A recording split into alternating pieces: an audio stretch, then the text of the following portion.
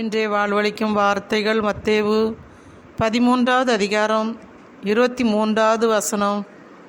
நல்ல நிலத்தில் விதைக்கப்பட்ட விதைகளுக்கு ஒப்பானோர் இறை வார்த்தையை கேட்டு புரிந்து கொள்வார்கள். இவர்கள் சிலர் 100 மடங்காகவும், சிலர் 60 மடங்காகவும், சிலர் 30 மடங்காகவும் பயனளிப்பார்கள். ஆம் சகோதர சகோதரிகளே, இறை வார்த்தையை எடுத்து படிக்கும்போது நம்ம ஆண்டவரோடு பேசுகிறோம். ஆண்டவர் நம்மளோடு பேசுகிறார். அவர் நம்மளுக்கு ஒவ்வொரு வார்த்தைகளையும் விளக்கி வார்த்தைகளை தெளிவாக நம்மளோடு ஆண்டவர் பேசிக்கொண்டே இருக்கிறது தான் இறை வார்த்தை.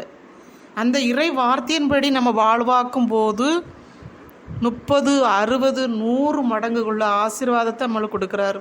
இதுதான் பேதுரு கேட்டார், ஆண்டவரே, நாங்கள் எல்லாம் விட்டு உம்மை பின்பற்றி வருகிறோமே, எங்களுக்கு என்னதான் கிடைக்கும் என்று சொல்லும்போது, இம்மையிலை 100 மடங்கு, மறுமையில் உங்களுக்கு நிலைவாழ்வு கிடைக்கும் என்று வாக்கு கொடுத்தார்.